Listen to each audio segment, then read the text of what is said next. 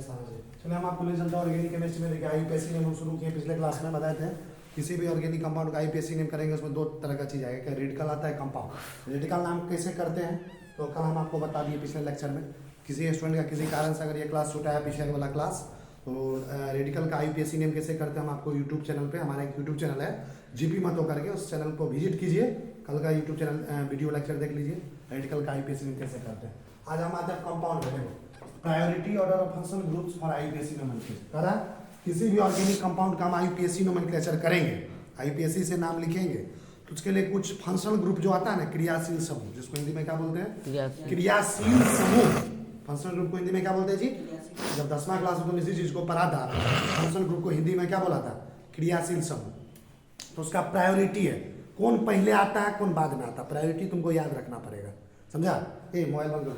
Priority तुमको यहाँ पे ध्यान दो, बहुत इंपॉर्टेंट है। प्रायोरिटी तुमको याद रखना पड़ेगा, कौन फंक्शनल ग्रुप पहले आता है और कौन फंक्शनल ग्रुप बाद में आता है, तब जाके तुम आईपीएसी नेम कर पाओगे। जैसे देखो सीरियल वाइज दिए हुए तुमको, इधर देखो यहाँ पे सीरियल नंबर लिखा हुआ है, इधर लिखा हुआ फंक्शनल ग्रुप, कौन सा फंक्शनल ग्रुप के लिए क्या प्रीफिक्स इस्तेमाल करते हैं और उसके लिए क्या सफिक्स इस्तेमाल करते हैं। कब प्रीफिक्स इस्तेमाल करेंगे, कब सफिक्स? प्रीफिक्स को हिंदी में बोलते हैं उपसर्ग, जो किसी शब्द के पहले लगता है। प्रीफिक्स मतलब प्रीफिक्स मतलब क्या हुआ? उपसर्ग पहले जो किसी शब्द के पहले लगता है। सफिक्स मतलब क्या होता है? प्रत्यय, जो किसी शब्द के बाद में लगता है। कब इसका इस्तेमाल करते हो देखेंगे। तो देखिए सबसे पहला सीरियल नंबर है, ध्यान दो इधर, दिख रहा है पूरा क्लियर। सबसे पहला सीरियल नंबर में देखो COOH है, क्या है? COOH में दो पार्ट दिया हुआ है, ध्यान दो इसको। COOH का पहला पार्ट ये है कि कार्बन जो है ब्रैकेट में लिखा गया, क्या जी में? ब्रैकेट में। कार्बन क्या चीज है? ब्रैकेट में। COOH कार्बन ब्रैकेट में है, समझ में आ रहा है? यानी कार्बन का ब्रैकेट में क्या मतलब होता है तुमको हम बाद में समझाएंगे, ठीक है? कार्बन ब्रैकेट के अंदर है और COOH है, तो इस केस में इसका क्या नाम है? Carboxylic acid. इस अगर कार्बन को मतलब कार्बन ब्रैकेट में है मतलब कार्बन को चेन में रखें, कार्बन का चेन होता है ना, जैसे देखो 1 2 3 4, इसमें COOH ग्रुप मान लो लगा है, तो ये COOH ग्रुप कार्बन चेन में इंक्लूडेड है। किसमें है? ये पूरे चेन में इसको काउंट किया जा रहा है, इस COOH को। तो जिस कार्बन को ब्रैकेट में लिखा उसको क्या होगा? कार्बन चेन में हम काउंट करेंगे, ठीक है? तो ब्रैकेट में रहने का मतलब कार्बन ब्रैकेट में लिखे COOH, तो इसके लिए इस केस में इसका कोई प्रीफिक्स नहीं होगा। देखो ये कार्बन जब चेन में है तो उसके लिए कोई प्रीफिक्स नहीं होगा, क्रॉस का साइन लगाया गया। इस केस में सफिक्स क्या होगा इसका? Oic acid. क्या होगा इसका? जब कार्बन को चेन में यूज करते हैं COOH का, कार्बन को चेन में यूज करते हैं, सफिक्स क्या लिखते हैं? Oic acid. प्रीफिक्स कोई नहीं होता। आप देखो COOH का कार्बन, अब कार्बन चेन में नहीं है, COOH सिंपल लगा हुआ है, उस केस में प्रीफिक्स इसका क्या होता है? कार्बोक्सी। सफिक्स क्या होता है? Carboxylic acid. क्या होता है? कार्बोक्सिलिक। ये सब हम धीरे धीरे जब तुमको आईपीएसी नेम धीरे धीरे सिखाएंगे तो सब क्लियर हो जाएगा, क्या है प्रीफिक्स, क्या है सफिक्स, कब कार्बन चेन में इंक्लूड करते हैं, कब कार्बन चेन में इंक्लूड नहीं करते हैं।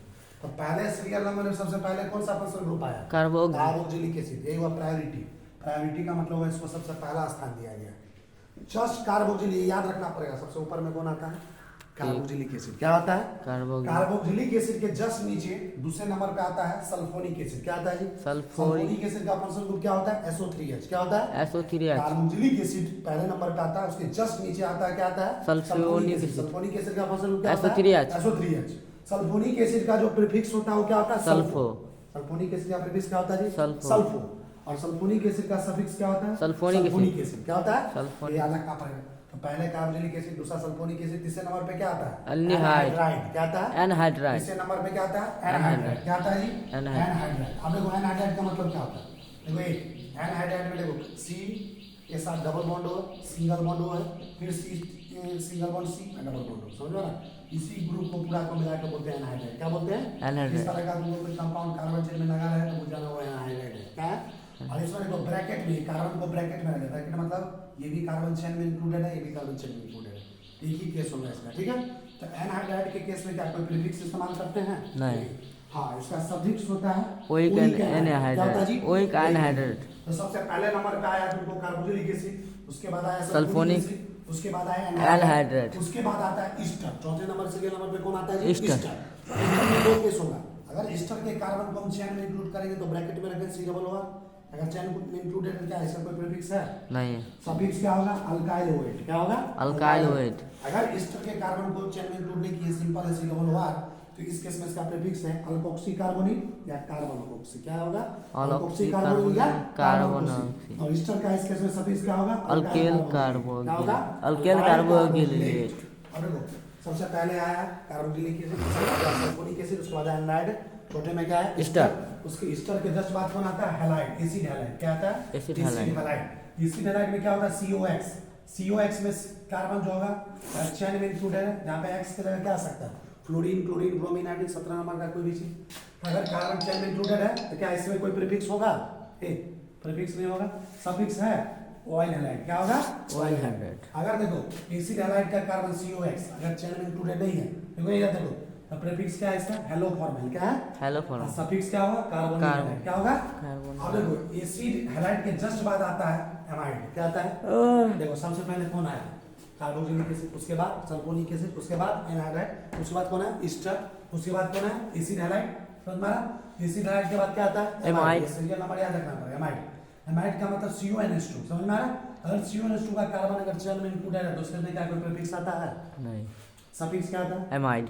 अगर एसिड एमाइड का कार्बन चैन में इंक्लूडेड नहीं, सिंपल है CuNH2 के फॉर्म में, तो इसका कार्बोमोइल। क्या होता है? कार्बामोइल। सफिक्स क्या होता है? कार्बोक्सिल। क्या होता है? कार्बो। अब देखो एमाइड के जस्ट नीचे आता है साइनाइड। एमाइड के जस्ट नीचे क्या आता है? साइनाइड। साइनाइड का अगर कार्बन चैन में, साइनाइड का अगर कार्बन चैन में इंक्लूडेड है CN, तो उसमें क्या कोई प्रीफिक्स आता है? नहीं। सफिक्स क्या होता है? नाइट्राइल। अब देखो साइनाइड का जो CN है अगर कार्बन चैन में इंक्लूडेड नहीं है, सिंपल फॉर्म में है, तो इसका प्रीफिक्स क्या होगा? साइना। साइनो। और सफिक्स क्या होगा? कार्बोनेट। क्या होगा? कार्बोनिट्राइल। साइनाइड के जस्ट नीचे क्या आता है? आइसोसाइनाइड। क्या आता है? आइसोसाइनाइड। NC जिसको बोलते हैं, double bond C and coordinate bond C। NC का NC सिंपल सा है, इसमें कार्बन को अगर चेन में इंक्लूड करें तो इसमें कोई प्रीफिक्स नहीं होगा, इसका सफिक्स क्या होगा? आइसोनिट्राइल। NC अगर सिंपल NC फॉर्म में है तो उसका प्रीफिक्स क्या होता है? आइसोसाइनो या कार्बाइल अमाइनो। सफिक्स क्या होता है? Carbyl amino. ये जब हम तुमको क्वेश्चन बनवाएंगे कैसा कैसा, इसको IUPAC ने कैसे इसको इस्तेमाल करके करते हैं तब सबसे क्लियर होगा। तो देखो सबसे पहले सीरियल नंबर पे कौन था? कार्बोक्सिलिक एसिड, उसके बाद सल्फोनिक एसिड, उसके बाद एनाइड, उसके बाद ईस्टर, उसके बाद कौन है? एसिड हैलाइड, उसके बाद है एमाइड, उसके बाद हुआ है, देखो सब एक साथ आ गए। किसी में IUPAC ने तुमको बोलेगा परीक्षा में करना, सब एक ही साथ आ गए। इसको प्रायोरिटी दोगे। प्रायोरिटी देने के लिए तुमको सीरियल नंबर देखना पड़ेगा कि कौन सीरियल नंबर पे कौन आता है, कौन किसके पहले आता है, कौन बाद में आता है। समझ रहा? उसके बाद acid halide, amide, cyanide, isocyanide. अब पता है आइसोसाइनाइड के जस्ट बाद एल्डिहाइड। कौन आता है जी? एल्डिहाइड। तुमको अपने आप धीरे धीरे याद होगा। एल्डिहाइड में CH2 जिसको बोलते हैं, एल्डिहाइड का कार्बन चेन में है, ब्रैकेट के अंदर है, तो उसके इसमें प्रीफिक्स क्या लिखते हैं? ऑक्सो। और सफिक्स क्या लगता है? अल। क्या लगता है? अल। अगर एल्डिहाइड का कार्बन चेन में नहीं है, CHO फॉर्म में है, तो उसको प्रीफिक्स होता है फॉर्माइल, और सफिक्स क्या होता है? कार्बोहाइड्रेट। क्या होता है?